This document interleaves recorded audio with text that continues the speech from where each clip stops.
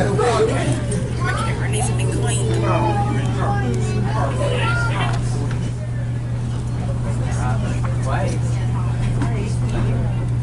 Ladies and gentlemen, at this time I'd like to welcome you to the Tennessee Valley Railroad Museum to Missionary Ridge Local. Today we'll be taking a historic excursion over to our East Chattanooga Depot location, where you will have the opportunity to get off the train and view our working 1916 air turntable in operation, as well as a brief look inside of our repair and restoration shops here at Tennessee Valley Railroad Museum.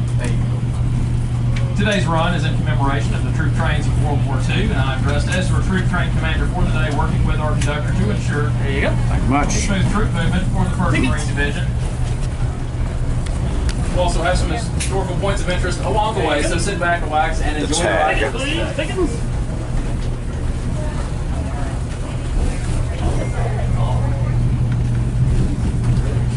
I was going to count the ties. Good luck. You're going to get up into the several thousands. Ladies and gentlemen, if you look to the left-hand side of our train, according to our current direction of travel, you will see what appears to be a gravel road. This is the original line to come into our area that we now travel on. It was laid out in 1858, known as the East Tennessee and Georgia Line.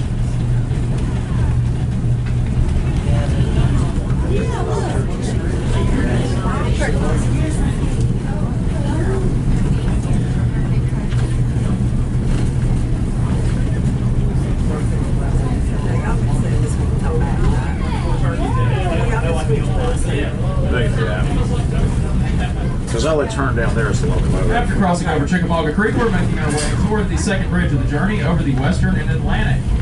The Western Atlantic Railroad was the first to come into the Chattanooga area, built in 1850 by the state of Georgia, still owned by the state of Georgia, and is leased out to CSX for freight transportation.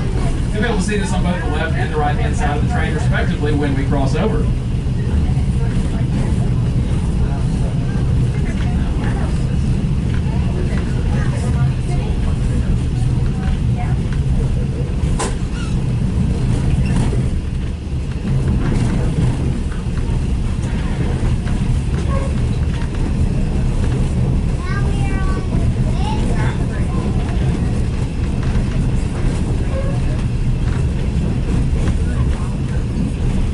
The Western Atlantic, the W&A, would go down into history books for a dramatic event of the Civil War known as the Great Locomotive Chase, or the Andrews Raid of 1862, in which a group of Federal raiders, Union spies, plotted to steal a Confederate locomotive in Georgia, running it northbound on the Western Atlantic to tear up as much track, burn as many bridges, and cut up as much telegraph wire as possible to disrupt crucial Confederate supply from Atlanta to Chattanooga. So in April 1862, Andrews and his raiders, dressed in civilian clothing, made their way through East Tennessee into Georgia and boarded the northbound train in Marietta, Georgia. Upon their arrival in modern-day Kennesaw, Georgia, then known as Big Shanty, Andrews and his men, again dressed in civilian clothing, took the opportunity to uncouple the locomotive, the General, and 3 cars and steal them, speeding northbound with them, thereby stealing the engine general. The Confederate conductor William Fuller, noting his train was leaving without him, all stopped off for a free breakfast at the nearby Lacey Hotel, pursued the engine general, first on foot, then by push cart, ultimately utilizing 3 locomotives in the chase to reclaim the stolen train. The third and finally used on the chase was the engine, the Texas. However, the engine Texas was oriented in the incorrect direction for the chase and pursued the engine general in reverse. Just 2 miles north of Ringgold, Georgia, Andrews and his raiders ran out of water and wood for the boiler on the engine general and were forced to bail off the locomotive.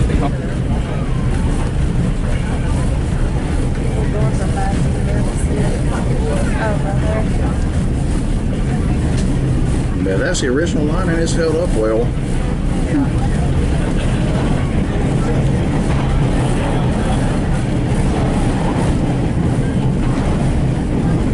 Now it's getting too foggy.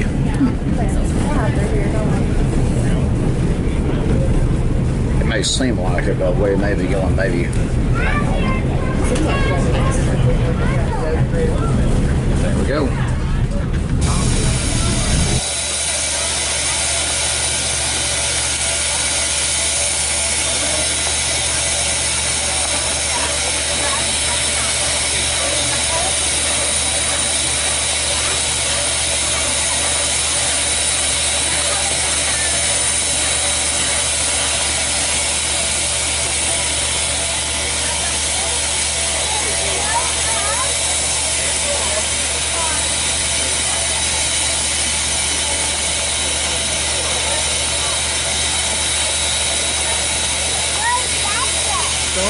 very special demonstration for you here today. We've had a very historic line and ride so far, and we have a very special treat to show our turntable in operation for you.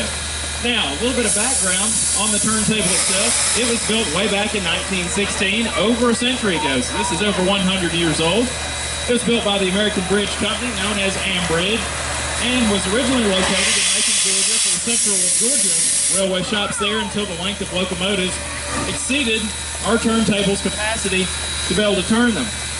About 80 feet in length and about 80 tons in weight. So now he's pulling forward onto track 1 with our head end power here. And you might be interested to note that this turntable was originally turned by hand. There were 4 individuals who would hold on to 2 poles on either side and grab onto their respective poles and literally walk the table around.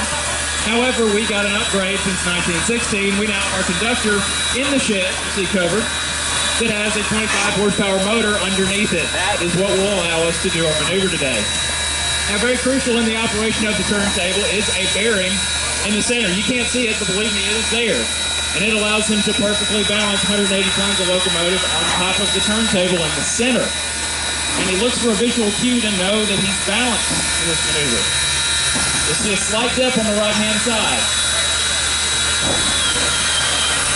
And ever so slightly, there it is. That means 180 tons, all cold and watered up, is balanced on the center bearing, the 6-foot bearing.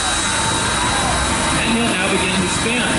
Now you might wonder why we need a turntable to turn our locomotive around. Well, this is in the early days of steam.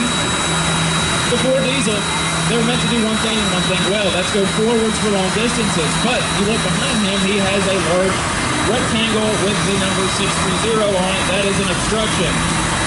It is a tender that holds all the coal, but you cannot see behind you. If you look at the cab view, all you'll see is steel. So, turntables are used all across the country in shop areas and other locations to quickly and efficiently turn locomotives for the correct direction of travel where they needed to go so that people got to their destinations on time and shipments got there on time as well.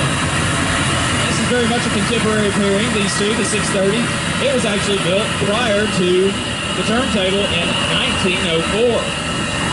And yes, it is still coal-fired, just as it would have been when it was originally produced.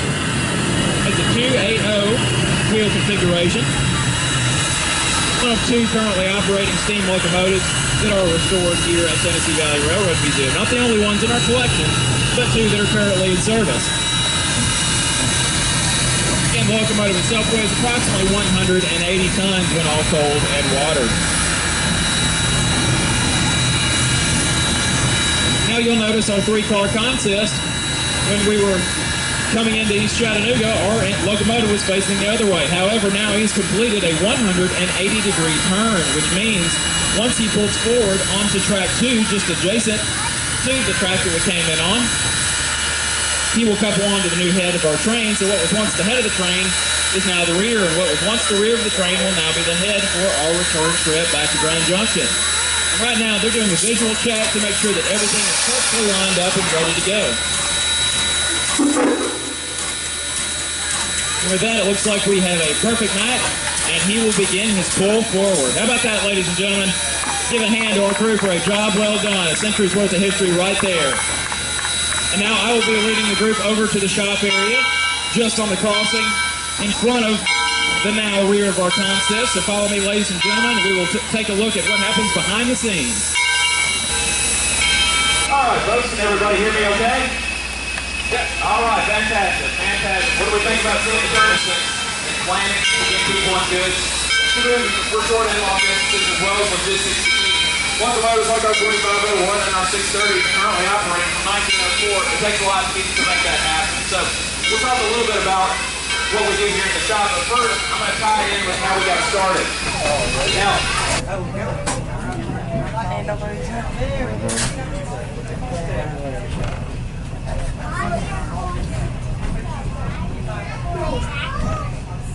Well, we had a shot before, didn't we, son?